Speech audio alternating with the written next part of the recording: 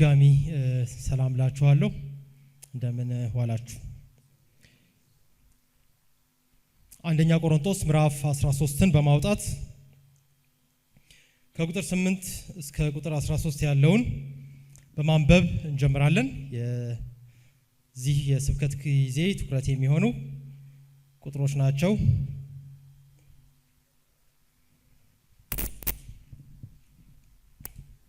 አንደኛ ቆሮንቶስ ምዕራፍ 13 ከቁጥር 8 እስከ ቁጥር 13 ማለትም እስከ ምዕራፉ መጨረሻ ድረስ ያለውን እናነባለን። ማነበው በ54ቱ ትርጉም ይሆናል።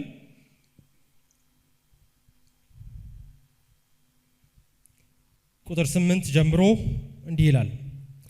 ፍቅር ለዘውትር አይወድቅም፣ ትንቢት ቢሆን ግን ይሻራል፣ ልሳኖች ቢሆኑ ይቀራሉ፣ ዕውቀትም ቢሆን ይሻራል።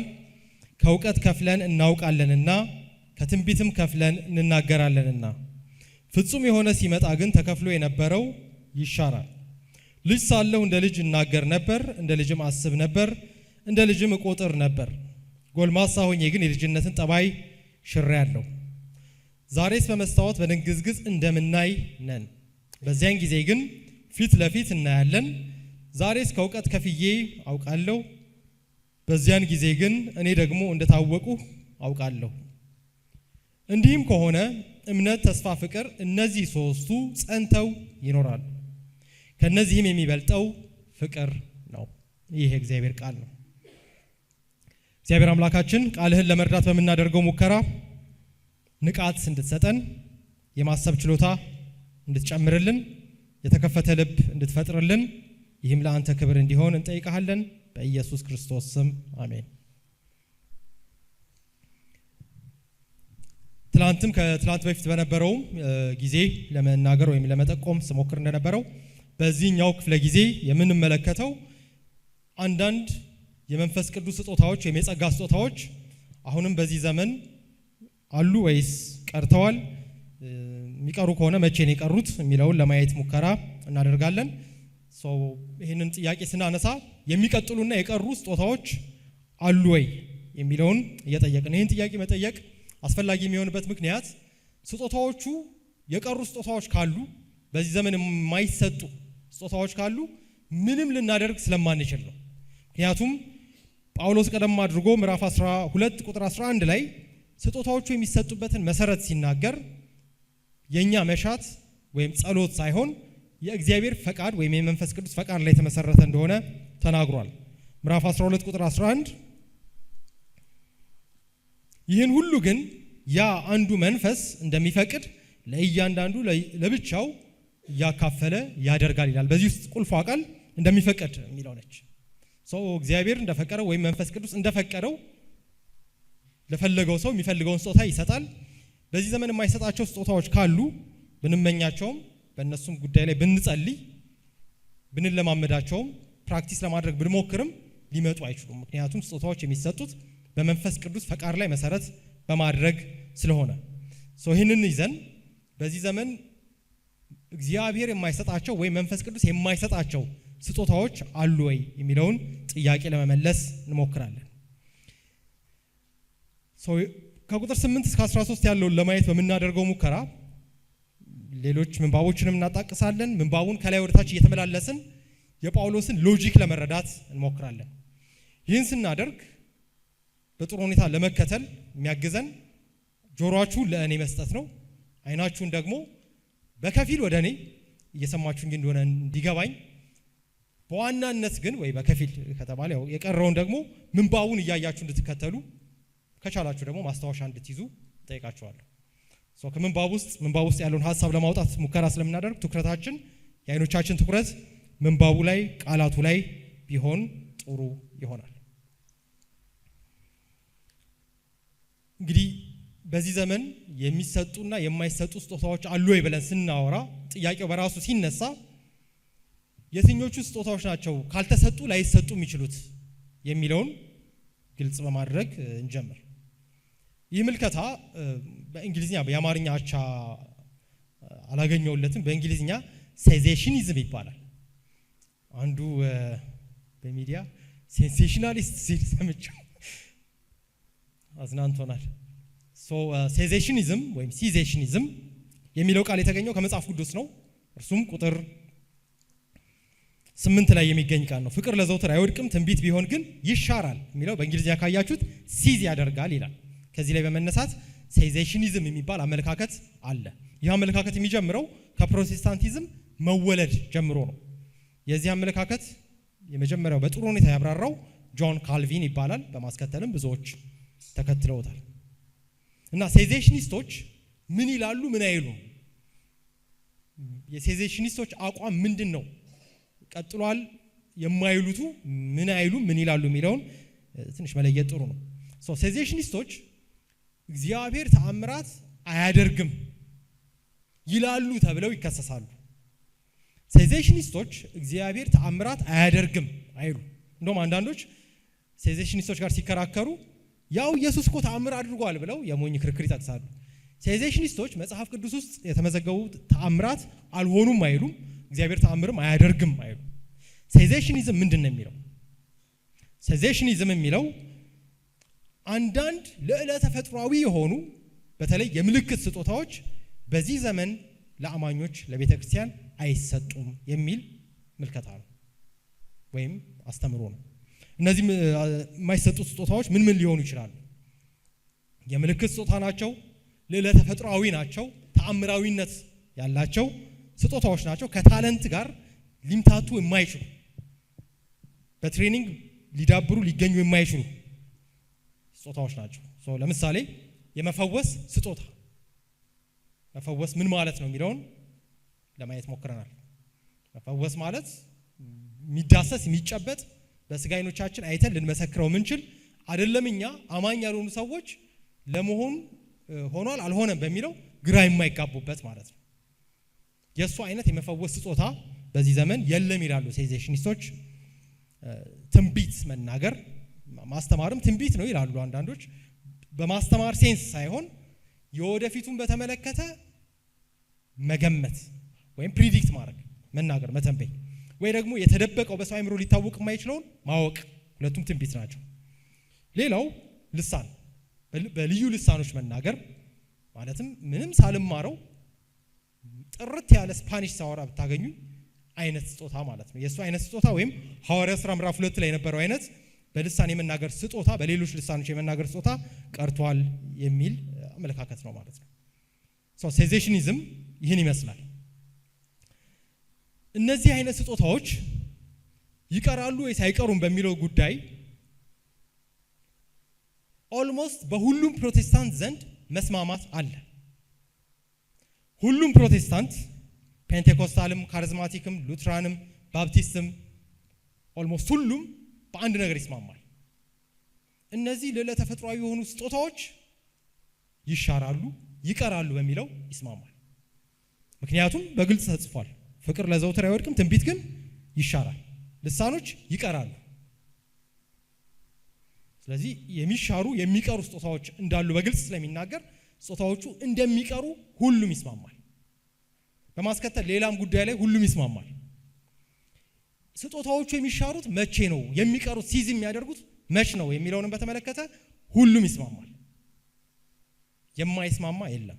ምክንያቱም ቁጥር 10 ስጦታዎቹ የሚሻሩበትን ጊዜ በተመለከተ ይናገራል። ፍጹም የሆነ ሲመጣ ይላል። ስለዚህ ሲመጣ ይሻራሉ። ምን ሲመጣ? ፍጹም የሆነ ሲመጣ። ታዲያ ስጦታዎቹ እንደሚሻሩ ከተስማሙ፣ የሚሻሩበትም ጊዜ ፍጹም የሆነው ሲመጣ እንደሆነ ከተስማሙ፣ አንዳንዶቹ ሴዜሽኒስት ሲሆኑ፣ ሌሎቹ ደግሞ አይ አሁንም ስጦታዎቹን እግዚአብሔር ለቤተ ክርስቲያን እየሰጠ ነው ወይ ሊሰጥ ይችላል በማለት ላይ ለምን ይለያያሉ? መልሱ ፍጹም የሆነው ምንን ይመለከታል በሚለው ላይ ይመሰረታል።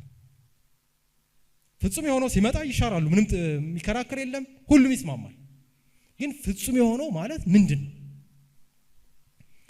ፍጹም የሆነው ሲመጣ ስጦታዎቹ ይሻራሉ ብለው የሚያምኑ ፔንቴኮስታሎች ወይም ካሪዝማቲኮች በዚህ ዘመን በልሳን የመናገር የመፈወስ ስጦታ፣ የትንቢት ስጦታ እንደውም አለፍ ብለው የነብይነት አገልግሎትም ጭምር አለ ብለው ሲሉ ፍጹም የሆነው ሲመጣ ይሻራል ብላችሁ ከምታምኑት እምነት ጋር አይጋጭም ወይ ተብሎ ቢጠየቁ መልሳቸው ፍጹም የሆነውን በማብራራት ላይ የተመሰረተ ነው።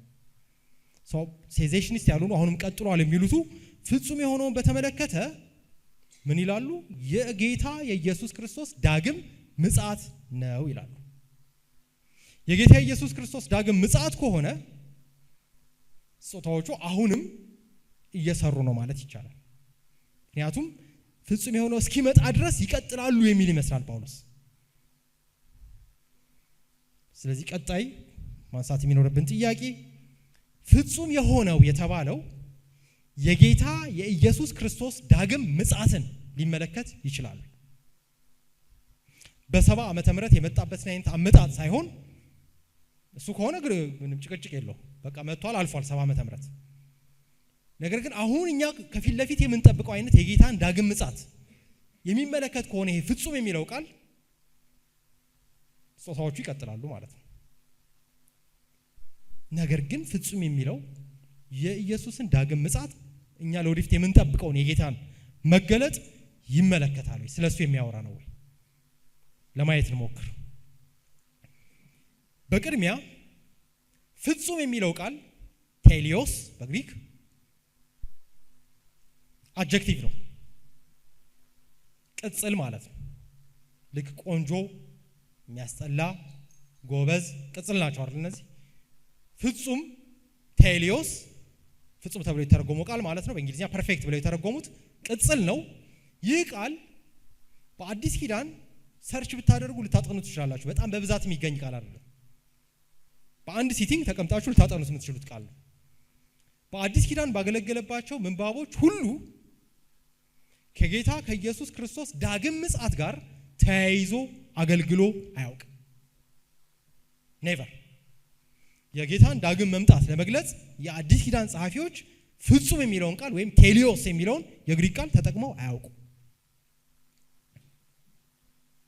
እሱ ብቻ አይደለም፣ ቃሉ ቅጽል ነው ካልን የግሪክ ቅጽሎች እንዴት ነው የሚሰሩት? ለምሳሌ በእንግሊዝኛ በአማርኛ እናድርገው፣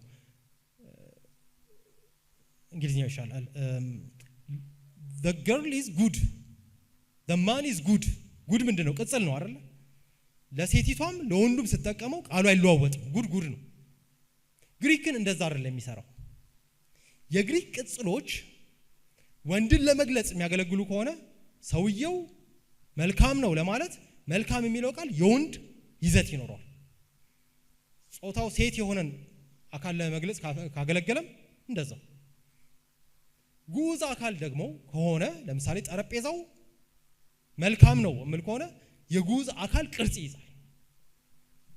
እንግዲህ የጌታ ኢየሱስ ክርስቶስ ዳግም ምጽአትን የሚመለከት ከሆነ ይህ ቴሊዮስ የሚለው ቃል ሊይዝ የሚገባው ጾታ ማለት ግራማቲካል ጾታ ማለት ነው።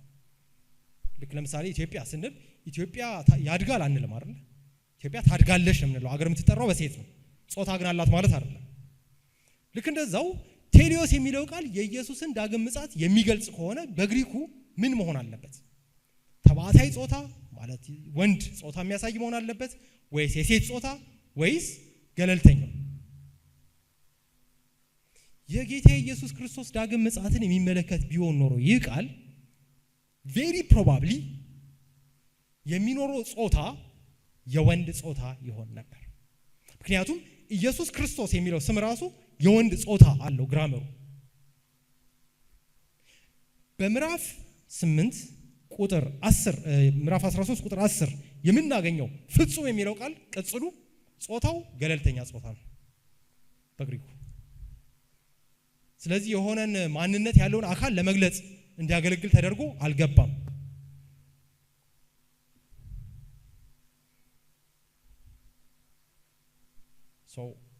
ፍጹም የሚለው የጌታ ኢየሱስ ክርስቶስ ዳግም ምጽአትን የመወከል እድሉ እየቀነሰ መጥቷል። እስካሁን በሄድንበት አንደኛ ቃሉ በየትኛውም ሌሎች የአዲስ ኪዳን ምንባቦች ዳግም ምጽአት ጋር ተያይዞ አላገለገለም። ዳግም ምጽአቱ ፍጹም ተብሎ አልተገለጠም።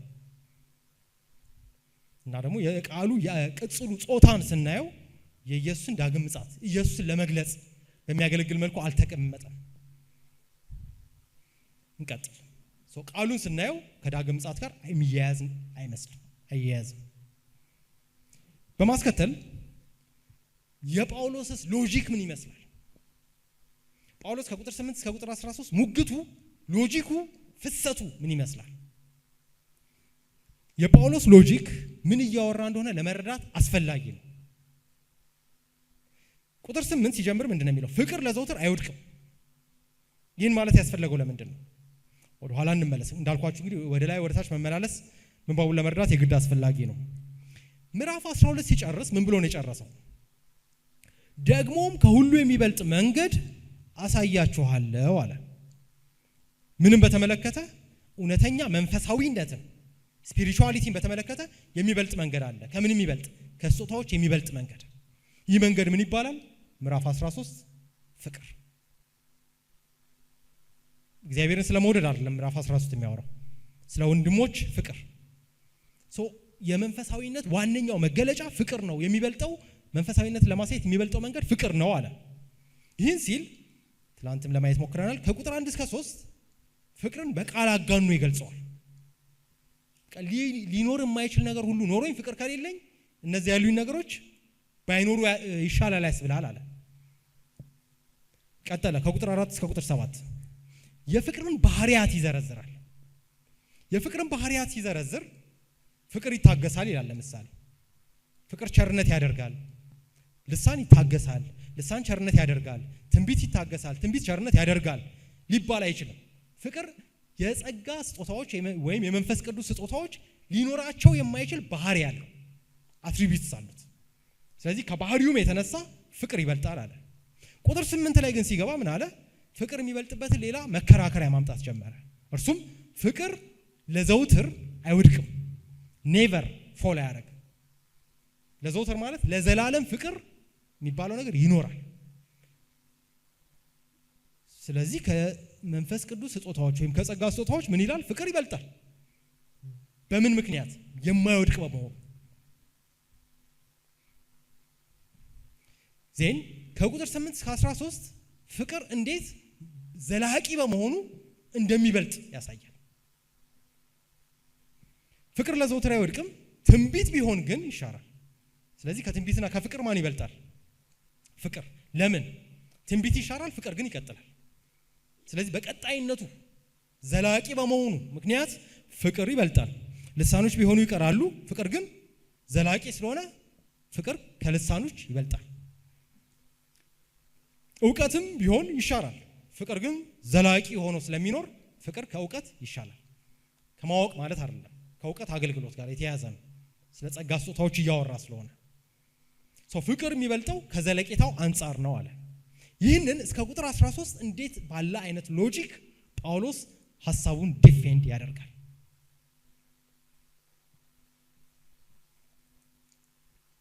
ቁጥር 10 ላይ እንደ ቀደም አድርገን እንዳየኑ ይህ የሚሆንበትን ጊዜ በተመለከተ ሲናገር ፍጹም የሆነ ሲመጣ ግን ተከፍሎ የነበረው ይሻራል አለ። ተከፍሎ የነበረው ምንድን ነው? እውቀት፣ ትንቢት፣ ልሳኖች። ተከፍሎ የነበሩ ማለት ከፊል የሆኑ ማለት ነው። ፓርሻል የሆኑ ሙሉ ያልሆኑ። እነዚህ ሙሉ ያልሆኑት ይቀራሉ። ፍቅር ግን ዘላቂ ስለሆነ ፍቅር ከነዚህ ስጦታዎች ይበልጣል አለ። ይህም ብሎ ቁጥር 11 እና 12 ምሳሌ ያቀርባል። ኢሉስትሬሽን ይሰጣል። ምሳሌውን የሚጀምረው የራሱን ምሳሌ በማቅረብ ይመስላል። ከላይ ስናየው ጳውሎስ ስለ ራሱ ስለ ግለሰቡ ጳውሎስ እያወራ ሳይሆን ቁጥር 11 ስለ ማንኛውም የሰው ልጅ የእድገት ሂደት ያወራል። ቁጥር 11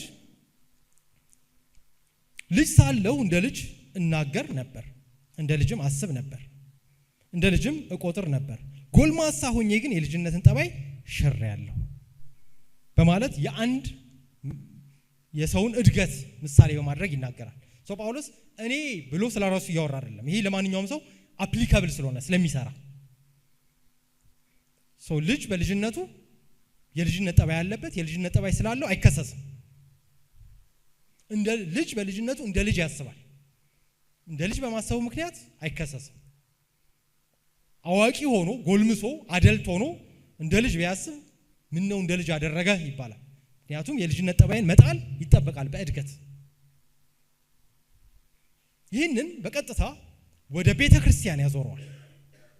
ወደ ቤተ ክርስቲያን ሲያዞረው ቁጥር 12 እኔ ከሚለው ፈርስት ፐርሰን ሲንጉላር እኛ ወደሚለው ፈርስት ፐርሰን ፕሉራል ይሸጋገራል።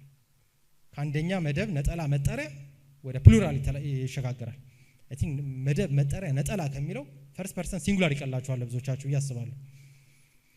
ቁጥር 12 ዛሬስ በመስታወት በድንግዝግዝ እንደምናይ ነን ይላል። ስለማን እያወራ ነው? ስለ ራሱ እያወራ ነው ጳውሎስ። ስለ ቆሮንቶስ አማኞች እያወራ ነው። ስለ አጠቃላይ ስለ ቤተክርስቲያን እያወራ ነው። ቤተክርስቲያን ዛሬ የምታየው ምን ማለት እንደሆነ ተመልሰን ምን መጣበት ይሆናል። በድንግዝግዝ በመስታወት ታያለች አለ።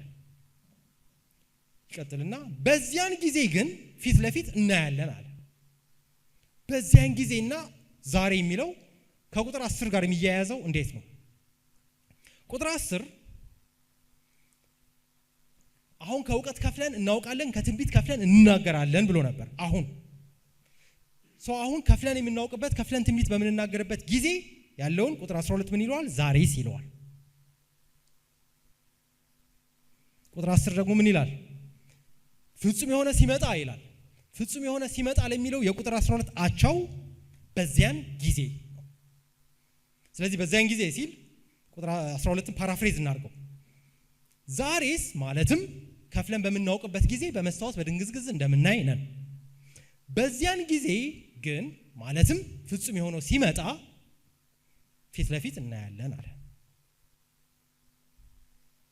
ፍጹም የሆነው ሲመጣ ከምን ጋር ይያያዛል? ፊት ለፊት ከማየት ጋር። በቁጥር 11 መሰረት ጎልማሳ ከመሆን ጋር። ፍጹም የሆነው ሲመጣ ጉልምስና አለ። ፍጹም የሆነው ሲመጣ ፊት ለፊት ማየት አለ።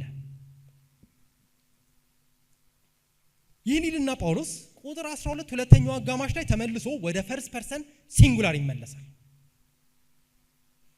ቁጥር 11 ላይ ምን አለ? እኔ አለ። ቁጥር 12 ላይ እኛ ብሎ አካተተ። ቁጥር 12 አጋማሽ ደግሞ ሁለተኛው አረፍተ ነገር ተመልሶ እኔ ይላል። ይህን ከማየታችን በፊት ጳውሎስ ቁጥር 12 የመጨረሻው አረፍተ ነገር ላይ እኔ ሲል እኔ ጳውሎስ እያለ ነው ወይስ እኛ የሚለውን በተለዋጭ ዘይቤያዊ የሆነ መንገድ እየገለጸ ነው? መልሱ ሁለተኛው ነው። እኔ ግለሰቡ ጳውሎስ እያለ ስለ ግሉ እያወራ አይደለም። ይሄን የምንልበት ምክንያት ምንድን ነው? ቁጥር 11 ላይ የልጅነትና የጎልማሳነትን ምሳሌ ሲጠቀም ፈርስት ፐርሰን ሲንጉላር እኔ በማለት ተናገረ። ዴን ቁጥር 12 ሲጀምር የሚጀምረው በአማርኛው ወዲያው ማየት ስለማንችል ነው እንጂ ምክንያቱም ብሎ ነው የሚጀምረው። ልጅ ሳለሁ እንደ ልጅ አስብ ነበር፣ ጎልማሳ ሆኜ የልጅነትን ጠባይ ሽሬያለሁ። ምክንያቱም ዛሬስ በመስታወት በድንግዝግዝ እንደምናይ ነን ብሏል። ቁጥር 12ን የመጀመሪያዎቹን ጥቂት ቃላት እንያቸው ደግመን። ዛሬስ በመስታወት በድንግዝግዝ እንደምናይ ነን፣ በዚያን ጊዜ ግን ፊት ለፊት እናያለን። ይሄ በእንግሊዝኛ ካያችሁት ፎር ቢኮዝ ብሎ ነው የሚጀምረው። ስለዚህ በቁጥር 11 እና በቁጥር 12 መጀመሪያ መካከል ግንኙነት ካለ እኔ ልጅ ሳለሁ ሲል ስለ ግሉ እያወራ ሳይሆን ስለ እኛ እያወራ ነው። በቀጣይ ቁጥር 12 ሁለተኛው አጋማሽ ምንባቡን ተከተሉኝ። ዛሬስ ከእውቀት ከፍዬ አውቃለሁ፣ በዚያን ጊዜ ግን እኔ ደግሞ እንደታወቅሁ አውቃለሁ ሲል እኔ ግለሰቡ ጳውሎስ እያለ አይደለም። እሺ ኦልተርኔት ያደርጋል፣ ይቀያይረዋል። እኔ እኛ እኔ ይላል እና ጳውሎስ የቱ ጋር ነው እሱ የቱ ጋር ነው እኛ ነጣጥለን እንድናስበው ሳይሆን የስነ ጽሁፍ ዘይቤ ነው። ጳውሎስ ምን እያለ ነው? ቤተክርስቲያን ፍጹም የሆነው ከመምጣቱ በፊት ከፍላ ታውቃለች፣ እንደ ልጅ ታስባለች፣ በመስታወት በድንግዝግዝ እንደምታይ ነች።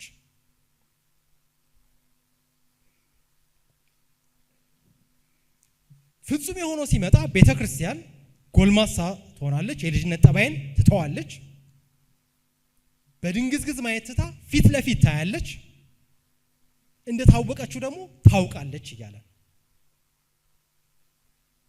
መቼ ነው የሚሆነው? ይሄ ፍጹም የሆነው ሲመጣ። ለመከተል አስቸጋሪ እንዳይሆን ያው እየሰጋው ነው ማቀርበው፣ ለመከተል ሞክሩ። ይህን ይልና ቁጥር 13 ለአፍታ ያክል የእንግሊዝኛ ትርጉሞችን ከፈት አድርጋችሁ ብታዩ ለግልጽነት ያግዛችኋል። እኔ ደግሞ እንደታወቅ አውቃለሁ ብሎ ቁጥር 12ን ይጨርስና ቁጥር 13 ላይ ወደ መደምደሚያው የሚገባ ይመስላል። አማርኛው ትርጉም ሐሳቡን ይሰውረዋል። እንዲህም ከሆነ ይላል። ቃል በቃል ትርጉሙ የእንግሊዝኛ መጽሐፍ ቅዱሶቻችሁን ከፍታችሁ ብታዩ ኤንድ ናው ነው የሚለው። ናው ነው ቃሉ፣ አሁን ይላል። ታይም ላይ እናስቀምጥ። ይችን አሁንን ለመረዳት አሁን በጣም ወሳኝ ነች፣ አከራካሪ ነች መንባቡ ላይ። አሁን የምትለውን ለመረዳት ከቁጥር 8 እስከ 13 ያለውን በሶስት የጊዜ መጀመሪያ በሁለት እንክፈለው። በሁለት ስንከፍለው ጳውሎስ አንደኛ ቆሮንቶስን የሚጽፍበት ጊዜ አለ። አንደኛ ቆሮንቶስን ጳውሎስ በሚጽፍበት ጊዜ ምን አለ? ስጦታዎቹ አሉ፣ ትንቢት፣ ዕውቀት፣ ልሳኖች አሉ። በሱ ጊዜ እኮ ጠፍተዋል እያላል አሉ። ጳውሎስ ካለበት ከሆነ ያህል ጊዜ በኋላ ከምን ያህል ጊዜ በኋላ እንደሆነ አይነግረንም። ከሆነ ያህል ጊዜ በኋላ ፍጹም የሆነው ይመጣል። ፍጹም የሆነው ሲመጣ ምን መቅረት አለበት? ትንቢት፣ ዕውቀት፣ ልሳኖች መቅረት አለባቸው፣ ይቀራሉ ብሏል። ፍጹም የሆነው ሲመጣ ይህንን ቁጥር 11 እና 12 ላይ ምን ብሎ ገለጸው? አሁንና በዚያን ጊዜ፣ አሁንና በዚያን ጊዜ ሲል ቆየ። ይህን ሲል ቆየና ቁጥር 13 ኤንድ ናው አሁን ደግሞ አለ እምነት፣ ተስፋ፣ ፍቅር ጸንተው ይኖራሉ አለ።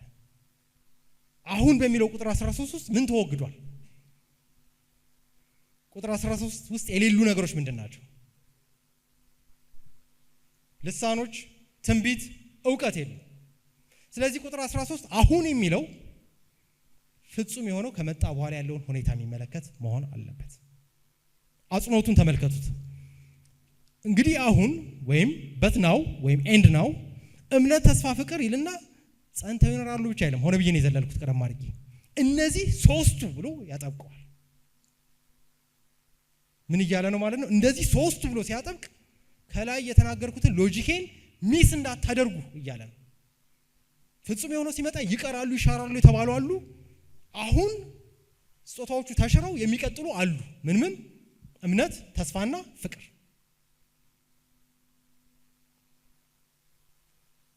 ቁጥር 13 ከእነዚህም የሚበልጠው ፍቅር ነው። ከነማን? ከስጦታዎቹ እያለ አይደለም። ከእነዚህ ሲል እዛው ቁጥር 13 ውስጥ ካሉት የሚበልጥ ደግሞ አለ። ማን ነው? ፍቅር። ስለዚህ ፍቅር ከምን ይበልጣል? አይደለም ከትንቢትና ከልሳኖች ከዕውቀት ከስጦታዎች ጋር ተነጻጽሮ ይቅርና ከእምነትና ከተስፋም ፍቅር ይበልጣል አለ። እዚህ ጋር ፍቅር ከእምነትና ከተስፋ የሚበልጠው ለምንድን ነው የሚለውን ምሁራን ቃሉ እንደመድረክ አይመጥንም እንጂ እንዴት እንደምገልጸው አላውቅም። የሆነች ነገር ላለመቀበል ስለታየቻቸው ሎጂኳ በቃ ይተጣጠፋሉ። ፍቅር የሚበልጠው የእግዚአብሔር ባህሪ ስለሆነ ነው። አዎ ፍቅር እግዚአብሔር ባህሪ ስለሆነ ይበልጣል። ፍቅር የሚበልጠው እንደዚህና እንደዛ ነው፣ እንዲህና እንደያ ነው ይላሉ። ፍቅር ለምን እንደሚበልጥ ከእምነትም ከተስፋም ፍቅር ለምን እንደሚበልጥ ምንባቡ መልስ አለ። ቁጥር 8 ነው መልሱ። ፍቅር ለዘውትር ስለማይወድቅ ነው። ፍቅር ለዘውትር የማይወድቅ ከሆነ ከእምነትና ከተስፋ ባለመውደቁ ቀጣይ በመሆኑ እንዴት ሊበልጥ ቻለ? ፍቅር ከእምነትና ከተስፋ ዘላቂ በመሆኑ ምክንያት የሚበልጠው እምነትና ተስፋ የሚያበቁበት ጊዜ ስላለ። ሁለተኛ ቆሮንቶስ ምዕራፍ 5 ቁጥር 7ን ካየን አሁን በእምነት ያኔ ግን በማየት እንመላለሳለን ይላል። ሮሜ ምዕራፍ 8 ቁጥር 24 ተስፋ እጃችን ውስጥ ከገባ በኋላ ተስፋ የሚለው አያስፈልግም ይላል። ስለዚህ ተስፋው የሚቀርበት የሆነ ጊዜ አለ። ዕብራውያን ምዕራፍ 11 ቁጥር 1 ስለ እምነት ሲያብራራ እምነት የሚያስፈልገው ተስፋ ባለበት ነው፣ ተስፋ በሌለበት እምነት አያስፈልግም ይላል። ቃል በቃል እንደዛ ባይልም እምነት ከተስፋ ጋር የተያያዘ ነው ይለናል። ስለዚህ እምነትና ተስፋ የሚቀሩበት የሆነ ጊዜ ወይም የሆነ ሁኔታ አለ። ያ ጊዜ ያ ሁኔታ ምን ሊሆን ይችላል? በወንጌል የተሰጠን ተስፋ በሙላት እጃችን ሲገባ ወይም ስንደርስበት እምነትና ተስፋ ይቀራሉ። ይህም የጌታ ኢየሱስ ክርስቶስ ዳግም ምጽአት መሆን አለበት። ስለዚህ አሁንም ቀደም አድርገን የሰራነውን የጊዜ ክፍፍል ሰፋ እናድርገው። ጳውሎስ አንደኛ ቆሮንቶስን በሚጽፍበት ጊዜ ምን አለ? ስጦታዎች አሉ፣ እምነት አለ፣ ተስፋ አለ፣ ፍቅር አለ። አንድ እርምጃ ወደፊት እንራመድና ፍጹም የሆነው ሲመጣስ ስጦታዎች ይቀራሉ። ምን ይቀጥላል? እምነት፣ ተስፋ፣ ፍቅር ይቀጥላሉ። ፍቅር ግን ከእምነትና ከተስፋም ይበልጣል። ምክንያቱም ፍቅር ለዘውትር አይወድቅም ይቀጥላል። ስለዚህ እምነትና ተስፋ ፍቅር ፍጹም የሆነ ከመጣ በኋላ ፍቅር ብቻውን ለመቀጠል የሆነ ጋፕ አለ በመካከል። ያ ጋፕ ፍጹም የሆነው ከመጣ በኋላ የጌታ ዳግም ምጽአት እስኪመጣ ድረስ ያለ ክፍተት ነው። ስለዚህ ፍጹም የሆነው ከመምጣቱ ጌታ ከመምጣቱ በፊት ፍጹም የሆነው የሆነ ያህል ጊዜ ቀደም ብሎ መምጣት አለበት። ጋፕ መኖር አለበት። እምነት ተስፋና ፍቅር ፍጹም የሆነው ከመጣ በኋላ ይቀጥላሉ። ለምን ያህል ጊዜ አናቅም። 1 ሚሊዮን ዓመት 10,000 ዓመት አናቅም። ግን ፍጹም የሆነው ከመጣ በኋላ የጌታ ዳግም ምጽአት ከመሆኑ በፊት የሆነ ጋፕ መኖር አለበት ባይ ነሰሲቲ። ይህ ካልሆነ የጳውሎስ ከቁጥር 8 እስከ 13 ያለው ሎጂኩ በአፍጢሙ ይደፋል። ፍቅር ለዘውትር ስለማይወድቅ ይበልጣል ብሎ ያቀረበው ሙግት ውድቅ ይሆናል። ግን እዚህ ላይ ተከራካሪዎች የሚያነሷቸውን አንዳንድ ሙግቶች መመለስ ያስፈልጋል። ቁጥር 13 ሲጀምር አሁን ግን ወይም but now ወይም end now የሚለው ኮንጃክሽን ስለሆነ አያያዥ ስለሆነ የሎጂካል ፍሰትን ለማሳየት የሚያገለግል ነው የሚሉ አሉ። ለምሳሌ እያወራን መሀል ላይ እሺ ናው እንላለን አይደል? ናው ማለት ወደ ቀጣዩ ልሂድ እንደማለት ነው። ልክ በሱ አይነት መንገድ የሚያገለግል ነው የሚሉ አሉ። አይደለም፣ የጊዜ ቅደም ተከተልን የሚያሳይ ነው። ፍጹም የሆነው ከመጣ በኋላ ስላለ ሁኔታ የሚያወራ ነው የሚሉ አሉ። ሰው እኔ እስካሁን በሄድኩበት መሰረት ሁለተኛው ምድብ ውስጥ ነኝ። ናው የሚለው ጊዜን አመልካች ነው። ናው የሚለው ጊዜን አመልካች መሆኑን አሜሪካ ያለ በጣም ትልቅ የሚባል ምሁር ጄ ካርሰን የሚባል አለ። ጄ ካርሰን በዚህ ምንባብ ላይ ማብራሪያ ያለው ኮሜንተሪ። ጄ ካርሰን ምን ይላል? በመጀመሪያ የጄ ካርሰን አቋም ምንድን ነው? ጄ ካርሰን ፍጹም የሆነው የጌታ ዳግም ምጽአት ነው ብሎ ነው የሚያምነው። ነገር ግን ቁጥር 13 በጣም ታማኝ በመሆን ለመረዳት እየሞከረ ስለሆነ ከሞላ ጎደል እየሞከረ ስለሆነ አሁን ግን የምትለውን የጊዜ አመልካች ነች፣ እሷ ምንም ማድረግ አንችልም ይላል። እንደሆነች ደግሞ ላሳያችሁ። ከጥቂት ምንባቦች በስተቀር ሎጂካል ግንኙነትን ለማሳየት አገልግላ አታውቅም ይችላል። እዚሁ አንደኛ ቆሮንቶስ ምዕራፍ 12 ቁጥር 18 ላይ ሎጂካዊ ግንኙነት ለማሳየት አገልግላለች። ዕብራውያን 2 ምንባቦች ውስጥ አሻሚ በሆነ መልኩ አገልግላለች። ከዛ ውጪ እቺ ቃል በበርካታ ምንባቦች ማየት እንደምንችለው ያገለገለችው ጊዜ ቅደም ተከተል ወይም የጊዜን ልዩነት ለማሳየት ነው። ለምሳሌ ሮሜ ምዕራፍ 3 ቁጥር 21 አሁን ግን በሕግና በነቢያት የተመሰከረለት ይላል አይደል? አሁን ግን ሲል ከምን ጋር እየተነጻጸረ ነው? ከሙሴ ኪዳን ጋር እየተነጻጸረ ነው።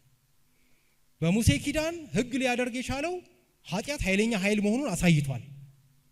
ማንም በእግዚአብሔር ፊት መጽደቅ እንደማይችል አሳይቷል።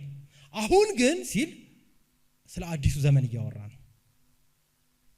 ሮሜ ምዕራፍ 6 በብዙ ምንባቦች ይሄን ማየት እንችላለን።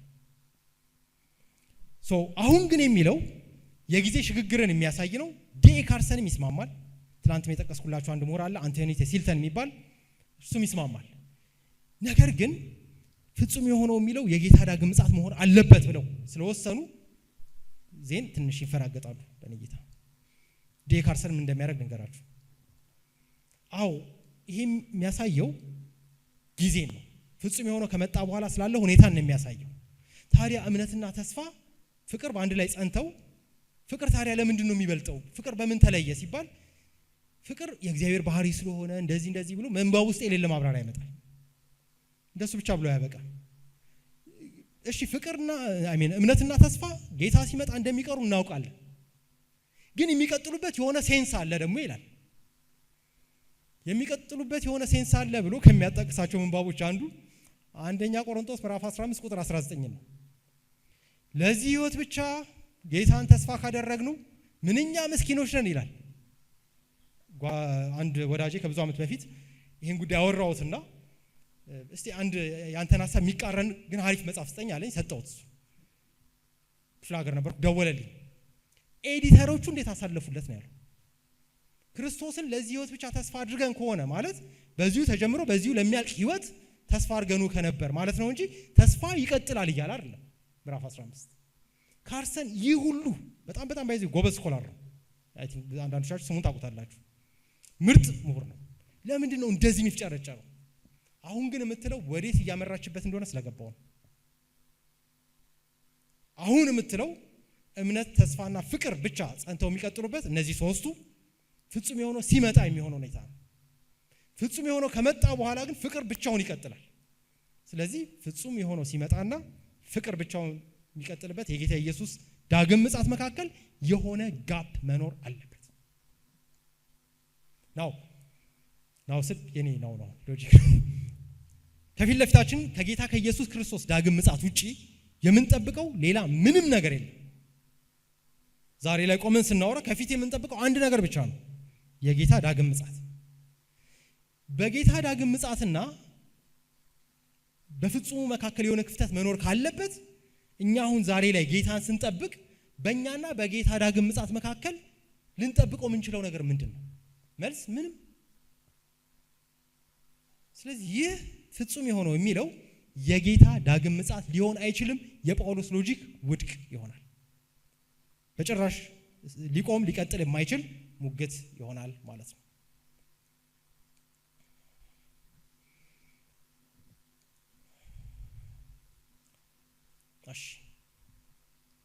ፍጹም የሆነው የጌታ ዳግም ምጽአት ሊሆን አይችልም። ሎጂኩን ስላየ ነው።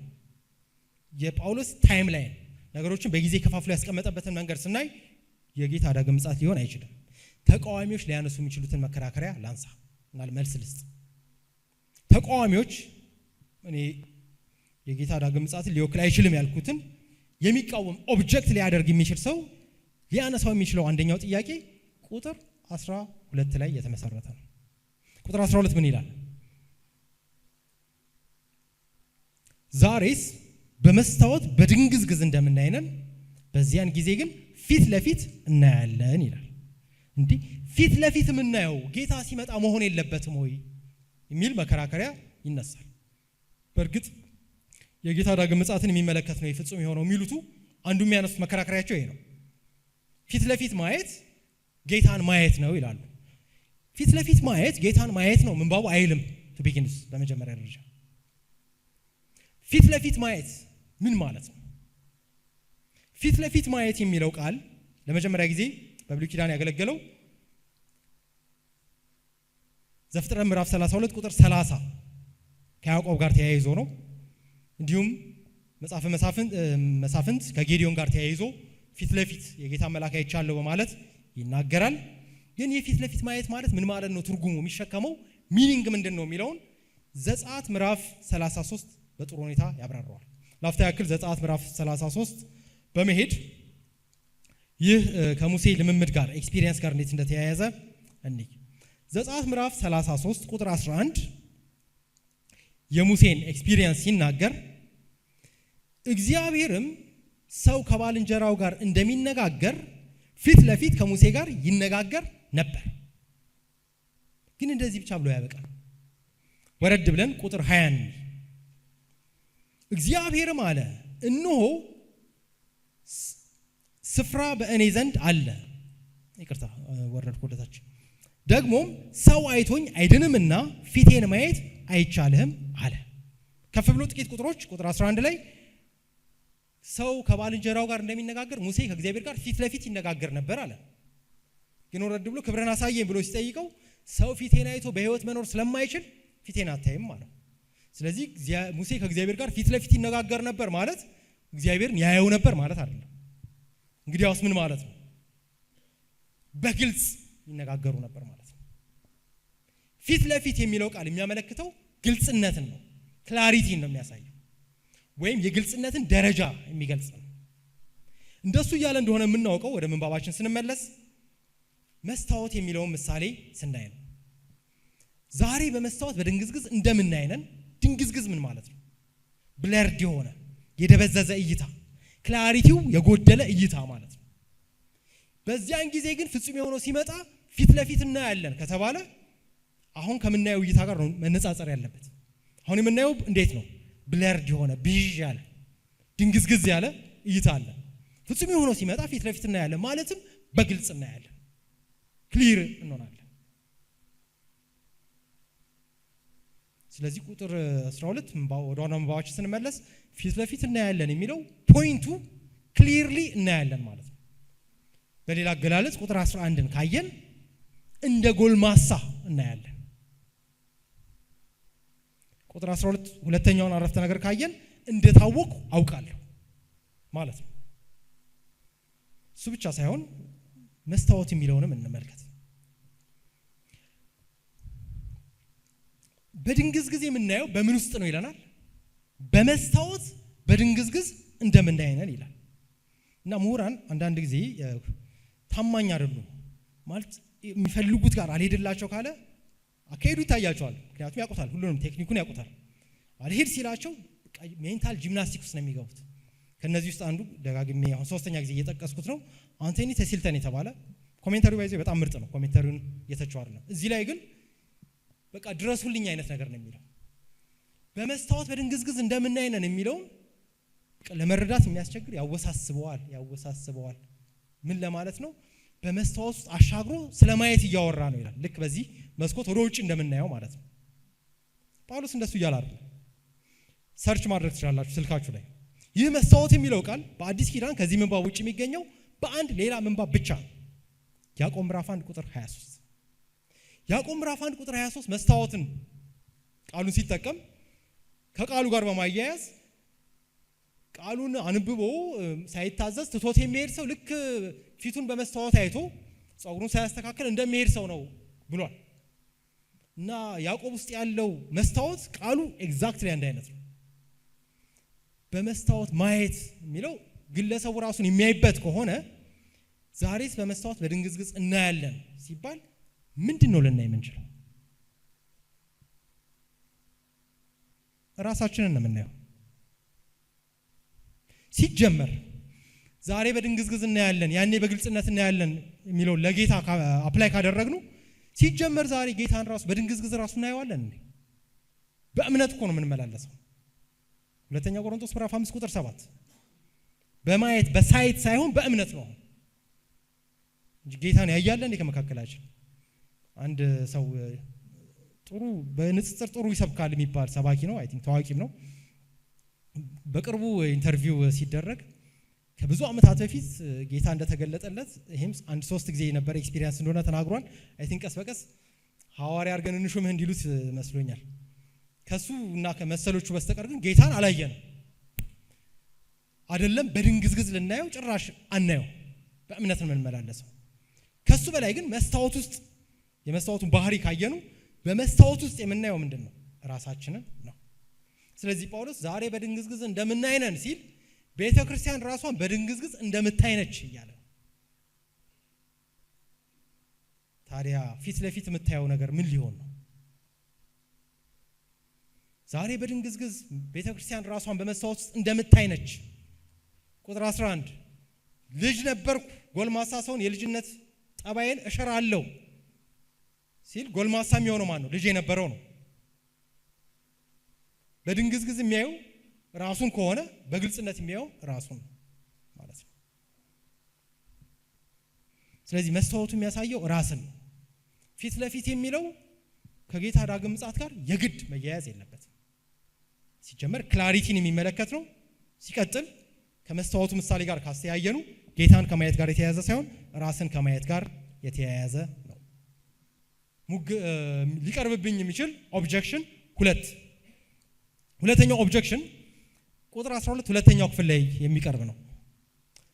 ዛሬ እስከ እውቀት ከፍዬ አውቃለሁ፣ በዚያን ጊዜ ደግሞ እንደታወቁ አውቃለሁ ይላል። ከብዙ ዓመት በፊት ከአንድ ሰው ጋር የኔን ምልከታ ከሚቃረን ሰው ጋር መደበኛ ዲቤት ያደረግን ሐሳቦቻችንን ካቀረብን በኋላ ከጉባኤው ጥያቄ ይቀርባል። ከጉባኤው ጥያቄ ከቀረበ በኋላ ሞዴሬተሩ አንዳችን ለሌላችን ጥያቄ እንድናቀርብ ይጋብዘናል። ተዘጋጅቼ ነበር የምጠይቀው ጥያቄ ብዬ፣ ግን እሱ ነው መጀመሪያ እድሉ የተሰጠው እንዲጠይቅ። ሲጠይቅ እንደታወቁ አውቃለሁ ማለት ምንድነው አብራራልኝ አለኝ። ከዛ እኔም የሚቸግረኝ ነው አልኩት እና ተራዬ ሲደርስ ያዘጋጀሁትን ጥያቄ። እንደታወቁ አውቃለሁ ማለት ምን ማለት ነው ብዬ ደግሜ ጠየቅኩት። ዝም ብሎ ሲያስበው የሚያውቀው መስሎት ነበር። ሊያብራራው ጀመረውና ዝም አለ። እኩል ወጣን ማለት ነው በዲቤቱ።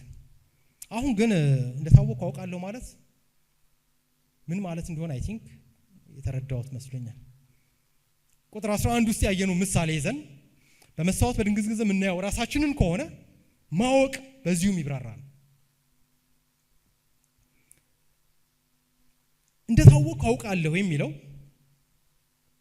አሁን ከፍዬ ነው የማውቀው። እንደታወቀው አውቃለሁ በታወቅኩበት በዛው ልክ አውቃለሁ ነው እያለ ያለው። just as I am known።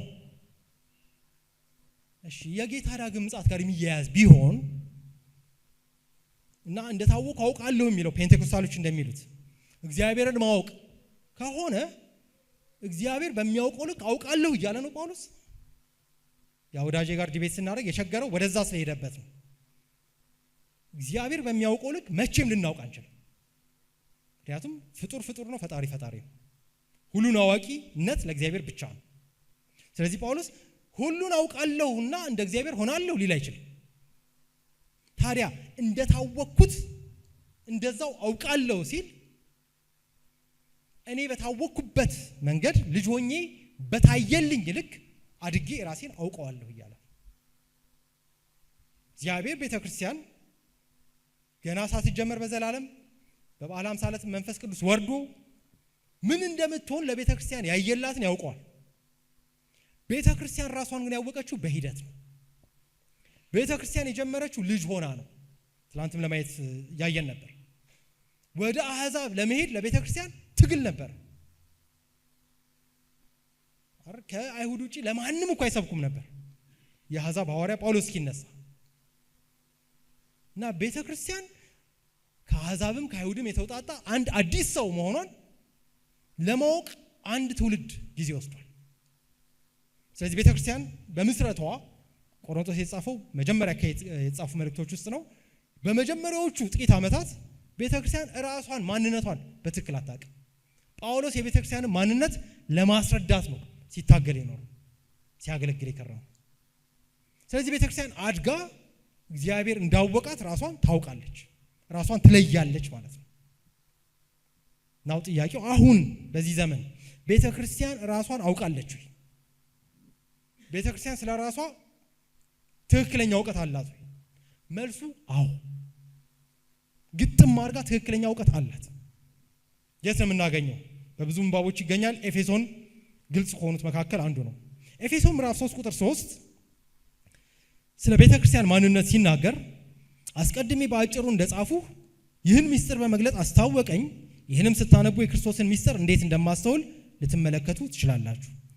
ይህም አሕዛብ አብረው እንዲወርሱ በአንድ አካልም አብረው እንዲሆኑ በወንጌልም መስበክ በክርስቶስ ኢየሱስ በሆነ የተስፋ ቃል አብረው እንዲካፈሉ አብረው ይህ መገለጥ ለቤተ ክርስቲያን እስኪታወቅ ድረስ ጊዜ ወስዷል። አዎ፣ ምክንያቱ ምንድነው? ቀድሞ ስላልተገለጠ እንዲካፈሉ ለቅዱሳን ሐዋርያትና ለነቢያት፣ ነቢያት የሚለው የብሉይ ኪዳን ነቢያት ማለት አይደለም፣ ሶስት አንገባም ጊዜ ስለማይበቃን፣ ለቅዱሳን ሐዋርያትና ለነቢያት በመንፈስ አሁን፣ ምክንያቱም አሁን ስለሚል ነቢያቱ የአሁኑ የአዲሱ ኪዳን ናቸው።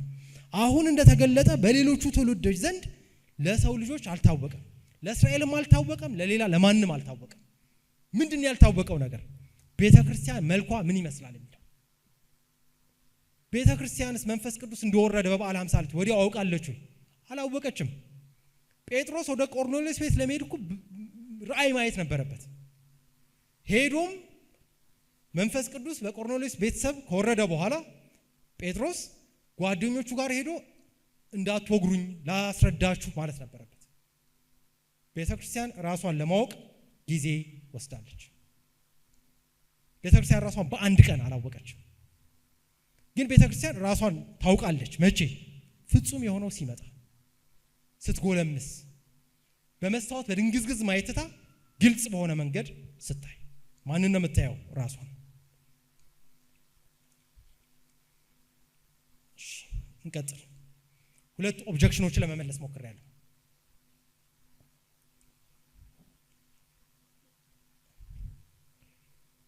ናው ፍጹም የሆነው ቃል ላይ እንመለስ። እንግዲህ ፍጹሙ ምንድን ነው ታዲያ? እስካሁን ያደረግነው አንድ ነገር ነው። ፍጹም የሆነው የጌታን ዳግም ምጽአት ሊወክል አይችልም። ኢምፖሲብል ነው። እንደሱ ብሎ ማንበብ ምንባቡን አለማንበብ ነው። እንግዲያውስ ፍጹም የሆነው ታዲያ ምንድነው? ፍጹም የሆነው ምንድነው የሚለውን ለመረዳት ቃሉ ሶስት አማራጭ ትርጉሞች እንዳሉት በማየት እንጀምር። ቴሊዮስ የሚለው የግሪክ ቃል በሶስት አማራጭ ትርጉሞች መተርጎም ይችላል። አንድ ቃል ከአንድ ቋንቋ ወደ ሌላ ቋንቋ ሲገለበጥ ከአንድ በላይ አማራጭ ትርጉም ይኖረዋል። ቴሊዮስ ወደ አማርኛ ወደ እንግሊዝኛ ብንተረጉመው አንደኛ እዚሁ ላይ መንባባችን ላይ እንደተተረጎመው ፍጹም ተብሎ ወይ ፐርፌክት ተብሎ መተርጎም ይችላል። ሁለተኛ ሙሉ ወይም ኮምፕሊት ተብሎ መተርጎም ይችላል። ሶስተኛ ጎልማሳ ወይ በሳል ወይ ማቹር ተብሎ መተርጎም ይችላል። ከሶስቱ የትርጉም አማራጮች ቁጥር 10 ላይ የትኛውን እንጠቀም የሚለውን የሚወስነው ማን ነው? አውድ። ስለዚህ በአውዱ ከቁጥር 8 እስከ 10 ያለውን ይዘን ፐርፌክት ወይ ፍጹም የሚለው ይሻላል፣ ሙሉ ወይ ኮምፕሊት የሚለው ይሻላል፣ ወይስ ማቹር ወይም በአማርኛ ጎልማሳ የሚለው ይሻላል? ጎልማሳ የሚለው ሴንስ ይሰጣል። ቁጥር 11 ላይ ስለ ጉልምስናና ስለ ልጅነት ስለሚያወራ። ግን ደግሞ ቁጥር 10ን ራሱን ስናየው እዛው ቅርብ አውዱ እዛው በቁጥር ውስጥ ያለውን አውድ ስናይ ከእውቀት ከፍለን ይላል። እናውቃለን። የከፍለን ተቃራኒ ምንድነው? ፍጹም ወይስ ኮምፕሊት ወይስ ማቹር? ኮምፕሊት ነው አይደለ? ስለዚህ ከፍለን እናውቃለን። ፓርትሊ በግማሽ ሲባል 50% ማለት ሳይሆን የተከፈለ ፓርት። እነዚህ ከፊል የሆነ አገልግሎት ሲሰጡ የነበሩ ስጦታዎች ይቀራሉ። መቼ? ኮምፕሊትነስ ሲመጣ፣ ሙሉነት ሲመጣ። አሁንም ጥያቄውን እንቀጥል። ታዲያ ይሄ ሙሉነት ምንን የሚመለከት ነው? ኮምፕሊትነስ ሲመጣ ስጦታዎቹ ይቀራሉ እያለ ነው። ይህ ኮምፕሊትነስ ይህ ሙሉነት ምንን የሚመለከት ነው? ቀኖና ማለት የመጽሐፍ ቅዱስ መዘጋት የሚመለከት ነው። ጳውሎስን ያላለውን አታስብሉት ይባላል። ጳውሎስ ቀኖና በአራተኛው ክፍለ ዘመን ምናምን የቤተ ክርስቲያን መሪዎች ተሰብስበው በጉባኤ ተከራክረው ይህ መጽሐፍ ይግባ ይህ አይግባ ብለው የሚያጸድቁትን ሂደት እያሰበ ነው ከተባለ እኔ አይመስለኝም። ሆኖም ግን በደምብ ስሙኝ። እዚህ ላይ አንዳንዶች የማይከተሉኝ እዚህ ነጥብ ላይ ነው። ቀኖናን እያሰበ ባይመስልም ነገር ግን በእንግሊዝኛ ልበለውና ሐሳቡን አብራራዋለሁ። ቤኔፊት ኦፍ ሃይንድሳይት ይዘን ከቀኖና ውጪ ምንም ሊሆን አይችልም። ቤኔፊት ኦፍ ሃይንድሳይት ማለት እኛ ከጳውሎስ በኋላ ከብዙ ዘመን በኋላ ያለን ብዙ ተጨማሪ ታሪካዊ ክስተቶችን ያለፍን ሰዎች ነን። ከጳውሎስ አንፃር ብዙ ፕሪቪሌጅ አሉ። ለምሳሌ ነው ወደ ጎን እንውጣና ጌታ ኢየሱስ በደብረ ዘይት ተራራ ስለ ኢየሩሳሌም መፍረስ ሲናገር ማቴዎስም ማርቆስም ሲጽፉልን መቼ እንደሚሆን ያውቃሉ ወይ ከተባለ አያውቁም አይደል? ጊዜውን በተመለከተ እንደውም አታውቁም ተብለዋል። የኢየሩሳሌም መፍረስ ግን መቼ እንደሆነ እኛ እናውቃለን። ምን አድቫንቴጅ ስላለን ወደ ኋላ ቤኔፊት ኦፍ ሃይንድሳይት አለ። የቤተ መቅደሱ መፍረስ ከመሆኑ በፊት ጳውሎስ አልፏል። መቼ እንደሆነ አላየው ወይ ማርቆስም አይደለም ማቴዎስ ሞቶ ሊሆን ይችላል። እኛ ግን ምን አለን? አድቫንቴጅ አለን፣ ታሪካዊ ክስተቶች ስላሉ። ስለዚህ ኢየሱስ ያወራው ስለ ቤተ መቅደስ መፍረስ ሲናገር ስለ 70 ዓመተ ምህረት ነው እንላለን። ይህንኑ ሎጂክ ፍጹም የሆነው ላይ ማዛመድ የማንችልበት ምክንያት የለም። ጳውሎስ ስለ ቀኖና እያሰበ አውርቷል አላልኩም?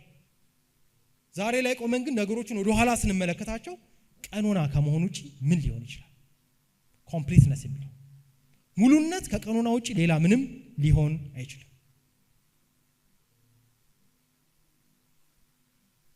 ታዲያ ቤተክርስቲያን ሙሉነት ላይ ትደርሳለች፣ ብስለት ላይ ትደርሳለች፣ ራሷን በሚገባ ታውቃለች፣ እንደታወቀችው ራሷን ትገነዘባለች፣ ሬኮግናይዝ ታደርጋለች ሲባል አንድ ተጨማሪ ማሳያ ከኤፌሶን ላይ መጨመር ይኖርብናል።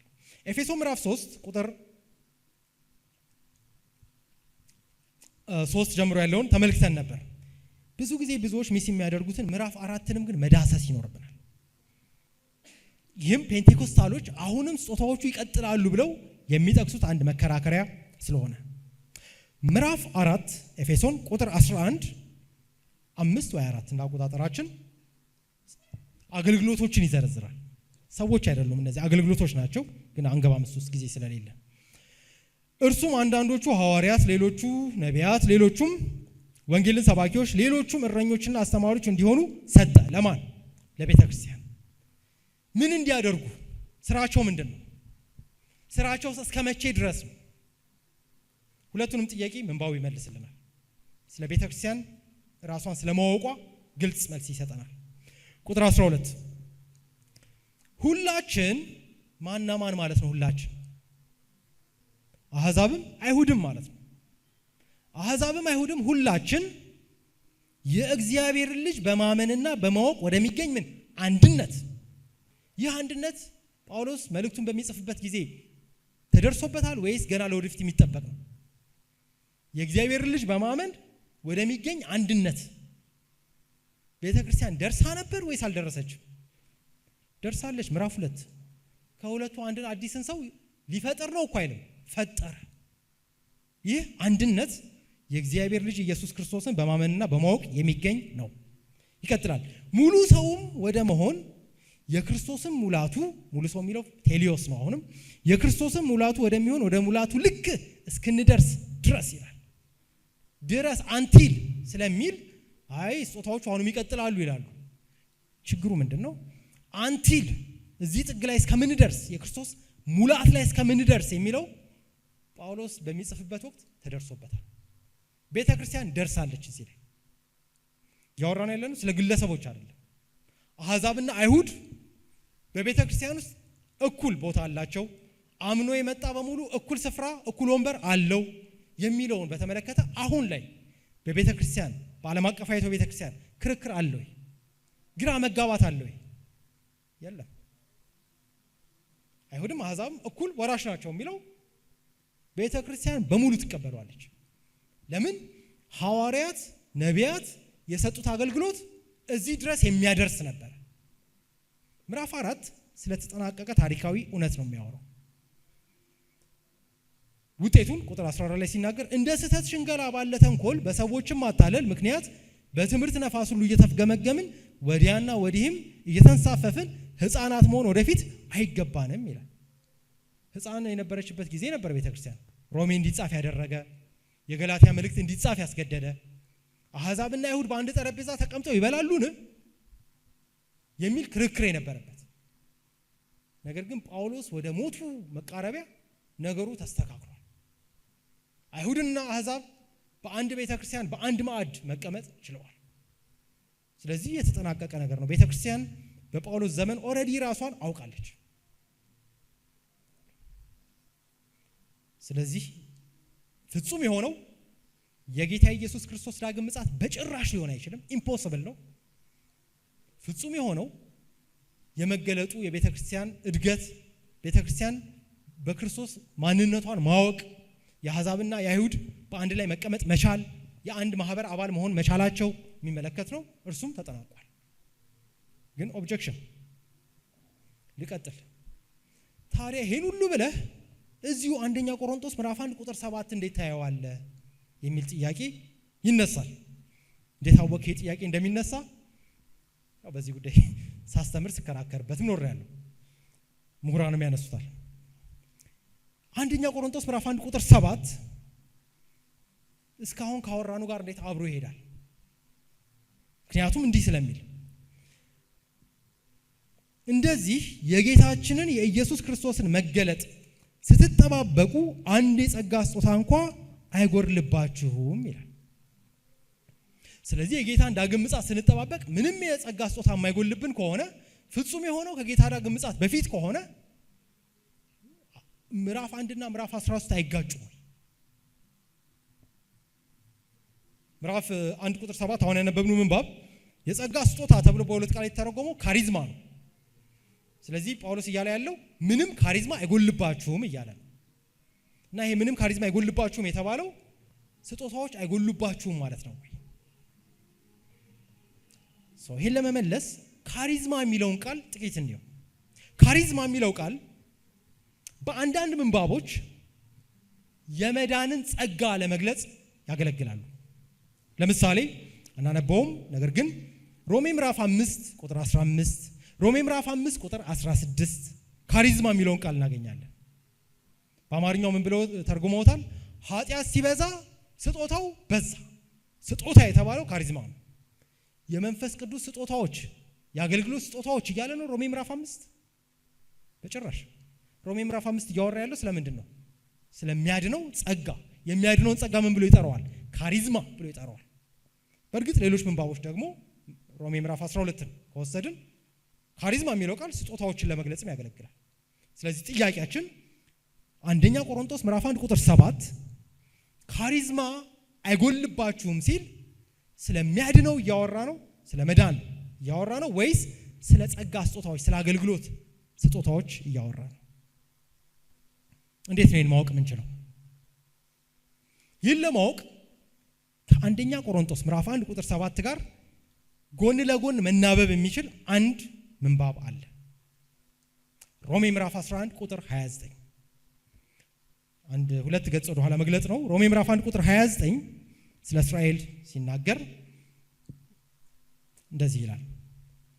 እግዚአብሔር በጸጋ ስጦታውና በጸጋ ስጦታው የሚለው በካሪዝማው እና በመጥራቱ አይጸጸትምና ይላል። እዚህ ውስጥ የምንፈልገው ሁለት ቃላት ጎን ለጎን መቀመጣቸው ነው። ካሪዝማ እና መጥራቱ ሂዝ ኮሊንግ።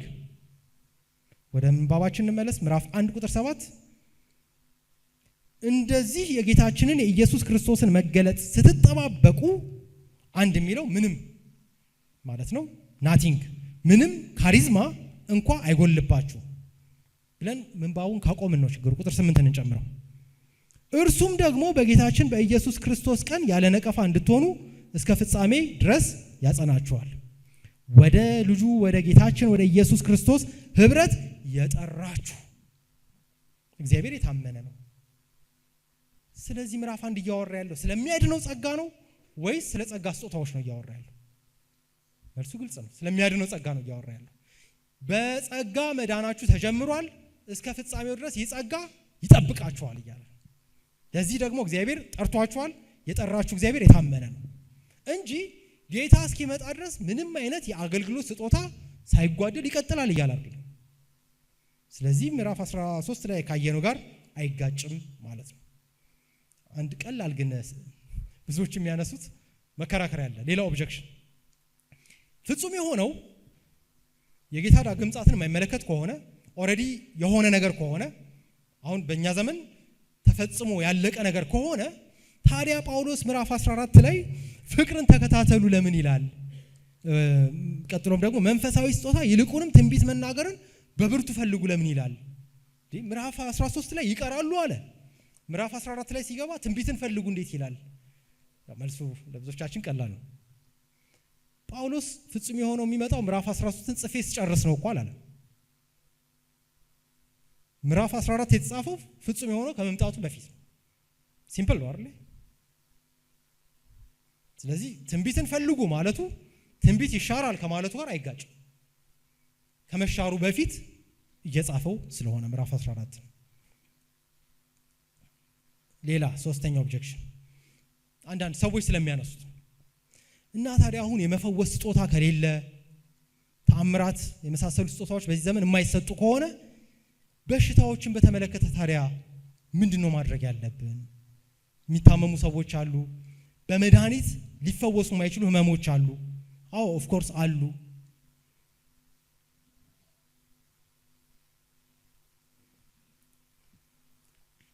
ሉቃስ ባለመድኃኒቱ ተብሏል። ስለዚህ አንደኛ ሕክምና መከታተል ነው የሚያስፈልገው። በሕክምና ሊፈወስ የማይችል እስከሆነ ፈውስ እኮ ለሁሉም የለም። ጳውሎስ በዘመኑ ሁሉንም በሽተኞች በዙሪያው ሲፈውስ አልነበረም። ፊልጵስዩስ ምዕራፍ 2 ስለ አፍሮዲጡ ሲናገር ለሞት ቀርቦ ነበር ብሏል። በሐዘኔ ላይ ሐዘን እንዳይጨመር ለእኔም ብሎ እግዚአብሔር ምሕረት አደረገለት ይላል። ለሞት ቀርቦ እያየው ጳውሎስ ምንም ማድረግ አልቻለም በጳውሎስ ዘመን ራሱ። ስለዚህ እኛ መፈወስ ማንችለው በሽታዎች ሊኖሩ ይችላሉ። ስለዚህ እኛ ምን እናድርግ? ምንም የቻለውን ያክል ህክምናን እንጠቀማለን። ከህክምና በላይ ከሆነ ምንም ማድረግ አይቻልም። ኦብጀክሽን 4 እዚሁ ላይ እና ይሄ በቅርብ ከአንዳንድ ወዳጆች ጋር የተነሳ ነው። የኔው አይነት አቋም ነው ያላቸው፣ ግን መሀል ላይ ጅው ይልባቸዋል፣ ወደዛኛው ይሄዳሉና አንዱ ተናዶ ነገር ነው ያወራው፣ ቪዲዮ እንዳይሰማ ተናዶ ነገር ነው የሚያወራው እና ሚሽንን በተመለከተ ወንጌል ያልተደረሰበት ቦታ ስንገባስ ምናምን አለ። ቀጣዩ ጥያቄ ምንድነው ለእንደዚህ አይነት መከራከሪያ? እሺ እና ምን እናርግ? ሚሽን ለመስራት ለወንጌል ስብከት አንሂድ? አይ መሄድ አለብን። እሺ ሄድን፣ ተአምራት አይደረግም። ምን እናርግ ታዲያኛ? በእኛ እጅ እኮ አይደለም ነገሩ። መኖር አለበት ስላልን አይኖርም። ግን እሱ ብቻ አይደለም። ድንቅና ተአምራት ከተደረገበት ዘመን ከአንደኛው ክፍለ ዘመን ይልቅ ወንጌል በስፋት ዓለምን ያዳረሰው ድንቅና ተአምራት በሌለበት ዘመን። ኢትዮጵያ ወንጌል የገባው በድንቅና በተአምራት አይደለም። ኢትዮጵያ ወንጌል ሳውዝ አሜሪካን ኤዥያን ያጥለቀለቀው ድንቅና ተአምራት ታጅቦ አይደለም። ወንጌል አብዛኛውን ዓለም ያዳረሰው ድንቅና ተአምራት የሚባል አገልግሎት በሌለበት። ስለዚህ ለወንጌል ስብከት ድንቅና ተአምራት አያስፈልግም። ቀደም አድርገን ጠዋት እንዳየኑ ቤተክርስቲያን የገሃነም ደጆች አያቆሟትም፣ አይቋቋሟትም። ድንቅና ተአምራት አይደለም ያራምዳት።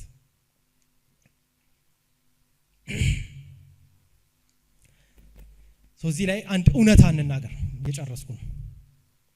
ይሄ እውነታ ምጸት ነው፣ ሳርካዝም ነው፣ ግን እውነትም ነው። የኔ ነው፣ የጳውሎስ ምጸት ነው እያልኩ አይደለም። ለነገሩ ዝም ብለን እንከራከራለን እንጂ እኔ ቆሟል በዚህ ዘመን እየተሰጠ አይደለም እላለሁ እና እኔን መሰሎች ሌሎቹ አይ ቀጥሏል ይላሉ። ግን በተግባር ሁሉም ፕሮቴስታንት ሴዜሽኒስት ነው። ምን ማለት ነው? ሴዜሽኒስቶች ሲዝ አድርጓል ስንል እያልን ያለነው ምንድነው? መጽሐፍ ቅዱስ ውስጥ ያለው አይነት ድንቅና ተአምራት ሲዝ አድርጓል እያለ መጽሐፍ ቅዱስ ውስጥ ያለውን አይነት አምጥቶ ያሳየን አለ ወይ? የለም። አፕሮክሲሜሽን ነው እኮ ነገሩ።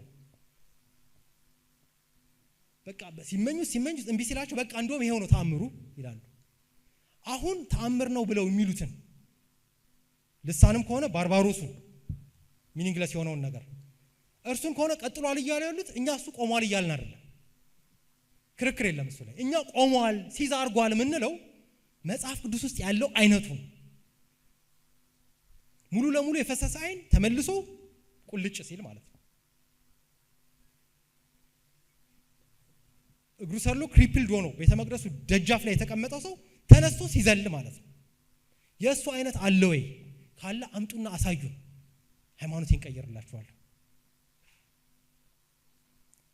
አለ ይሉናል። ካለ ለምን አያሳዩንም? አንዳንዶች አይቻለሁ ይላሉ። እኔ ያለ አይመስለኝም። የለም ስለሌለ አይታይም።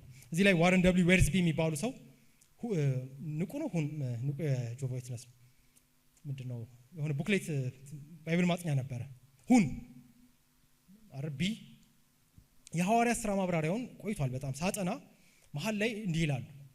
ድሮ በሬዲዮ ያስተምራሉ አሜሪካኖቹና ደብዳቤ ይመጣላቸዋል። ስጦታዎቹ አቁመዋል፣ ፈውስ አቁመዋል፣ እንዴት ትላለህ? እኔ አይቻለው የሚል ደብዳቤ መጣ አሉ። መልስ በሬዲዮ ሰጡ። አንድ የተቀረጸች ቪዲዮ፣ አሁን እንግዲህ ቪዲዮ አለ፣ አንድ የተቀረጸ ቪዲዮ ካመጣ አቋሜን ቀይራለሁ ብዬ በሬዲዮ እና በደብዳቤ መለስኩ አሉ። ያን ሰው ከዛም በኋላ ሰምቼው አላቅም አሉ። ማስረጃ አምጡ ከተባለ የሚያመጣ የለም። እወራረዳለሁ፣ የሚያመጣ ካለ ያምጣ። ምንም ስፓኒሽ ምንም ፍሬንች እንደማያውቅ እርግጠኛ የሆነውን ሰው እስቲ ፍሬንች ይናገርና ያሳያል። ባርባሮስ እኮ ቀላል ነው። ባርባሮስ በነገራችን ላይ ማንም መንገድ ላይ ሌላው የሚችለው ነገር እኔም አልለውም እንጂ አሁን ለአክብሮት ስል በለው ብትሉኝ ይችላል። ይሄንን ማለት የማይችል ሰው የለም። በነገራችን ላይ ሕፃን አንደበቱን የሚፈታው በባርባሮስ ነው። ፎርዛት ማተር በቃ ዝም ብሎ ባር ማለት ነው የሚፈታው። ይሄ ምን ልዕለ ተፈጥሯዊ ድጋፍ ይፈልጋል። ተአምር በነገራችን ላይ ማስመሰል አይቻልም። ተአምር አንዳንዶች ተአምርን አቢዝ ያደርጉታል። ተአምራዊ ስጦታዎቻቸውን አቢዝ ያደርጋሉ ይባላል። ተአምራዊ ስጦታ አቢዝ ሊደረግ አይችልም።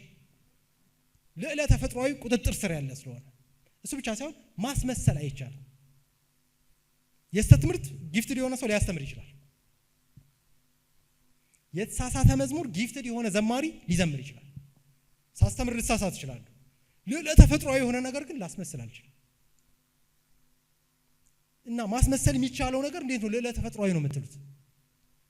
ባርባሮስን ማንም ሊለው ይችላል እኮ። መንገድ ላይ አንዳንድ ትልልቅ ቸርቾች ሲለቀቁ መንገድ ላይ ቆሙ ሰዎች ያሾፋሉ። ልክ ውስጥ ሲሉ የነበረውን ያስመስሉታል። ስለዚህ ማንም ሊያስመስለው የሚችል ከሆነ ከመንፈስ ቅዱስ ይሁን አይሁን በምን ይረጋገጣል? ማስመሰል የሚቻል ተአምር አለ ወይ? ስጦታዎቹ አሁን ካሉ ለምን አናያቸው? ማሳሰቢያው ከወንጌላት የሚወሰድ ነው። ጌታ ኢየሱስ በዘመኑ ከራሱ ወገኖች ክስ ይቀርብበታል። ክስ የሚቀርብበት በአጋንንት መንፈስ አለቃ አጋንንትን ታስወጣለህ ተብሎ ተከሰሰ።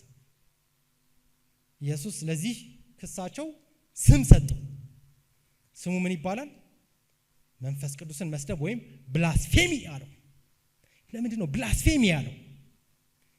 የመንፈስ ቅዱስ የሆነውን ለሰይጣን ስለሰጡ ድርጊታቸውን ብላስፌሚ ነው አለ፣ ስድብ ነው አለ። ማንን መስደብ ነው አለ? መንፈስ ቅዱስን መስደብ ነው አለ። ይህንን ሎጂክ ብንገለብጠው ይሰራል። የመንፈስ ቅዱስ ያልሆነውን ከአጋንንትም ይሁን ከስጋም ይሁን በማታለልም በማጭበርበርም በምንም ይሁን የመንፈስ ቅዱስ ያልሆነውን ለመንፈስ ቅዱስ መስጠት መንፈስ ቅዱስን መስደብ የማይሆን። ስለዚህ የመንፈስ ቅዱስን ለመንፈስ ቅዱስ መስጠት መንፈስ ቅዱስን ኦነር ማድረግ ነው። የመንፈስ ቅዱስ ያልሆነውን ለመንፈስ ቅዱስ መስጠት መንፈስ ቅዱስን መስደብ ነው ማለት ነው። ልክ ልጨርስ ነው የጠፋው። የመጨረሻ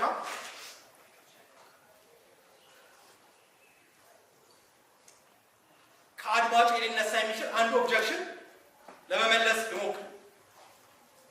ከአድማጭ ሊነሳ የሚችለው አንድ ኦብጀክሽን እስካሁን ባየነው መሰረት ድርቅ ያለ ኦብጀክሽን ሊኖር ይችላል፣ ምክንያታዊ ኦብጀክሽን ሊኖር ይችላል። አንዳንዱ ምን ሊል ይችላል? እስካሁን ያልከው አላሳመነኝም የሚለኝ ነው። ይህን ከማለታችን በፊት እኔ አንድ ቻሌንጅ ላቀርብላችሁ። እስካሁን ያልከው አላሳመነኝም ስትሉ ለምን እንዳላሳመናችሁ ማብራሪያ ሰጥ። ምክንያቱም ይሄ ዲስሚሲቭ ደምሳሽ የሚባል አካሄድ በቃ ልቀበለው። ለምን አትቀበለው?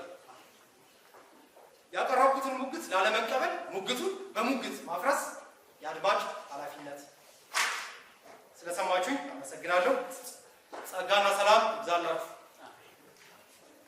ምንድነው ምናደርገው? ተካልኝ ወደዚህ መጥቶ መድረኩን ይረከባል።